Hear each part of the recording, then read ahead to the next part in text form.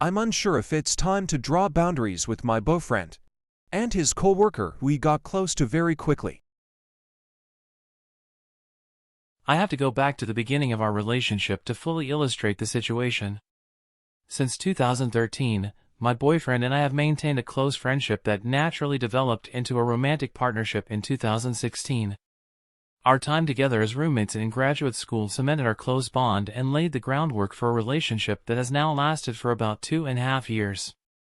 He made the huge decision to move to my state in January of this year, uprooting his life, despite the difficulties of a brief period of long distance brought on by our professional travels taking us to different places.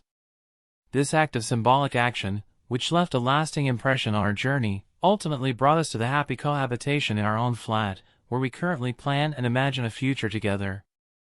I've generally adopted a laid-back attitude towards my boyfriend's friendships, including those with female acquaintances, while navigating the complex dynamics of our relationship.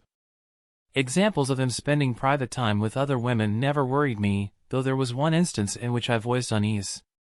As evidence of how well we understood and communicated with each other, he showed consideration for my emotions, which resulted in the friendly end of that particular friendship decisions that had nothing to do with gender dynamics.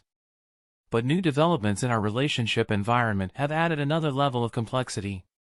My boyfriend started working in our field together, and he started mentioning a coworker called Anna more often.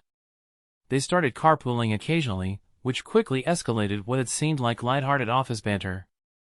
Although I felt a little awkward about them spending so much time alone together on their commutes, I decided to keep quiet about it because I thought it was an infrequent arrangement that wouldn't have a big effect on our relationship. Last week, when Anna and her fiancé showed interest in renting an apartment in our building, the story took an unexpected turn. The initial shock and discomfort stemmed from the possibility of being close enough to strengthen their friendship while still being more convenient. After this, I noticed a discernible uptick in their communication which went beyond work-related exchanges to include private texts and phone calls, though the majority of these were about flat and work-related issues.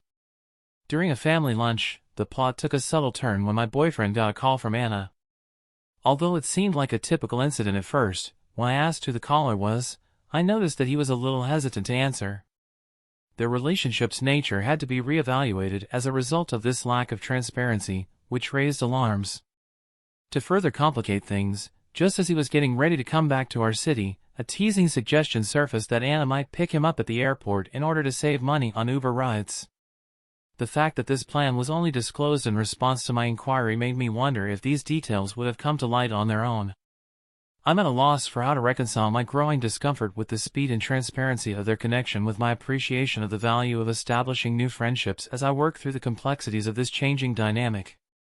The important questions about how often they carpool and what constitutes appropriate social interaction outside of the workplace remain unanswered. It becomes important to set clear boundaries in our relationship as we navigate this unfamiliar territory. Choosing the right moment and strategy to have an open discussion with my boyfriend is the difficult part. Anna's move into our building has acted as a spark for these conversations, but part of me is thinking that it would be best to wait and see if things work themselves out or get worse.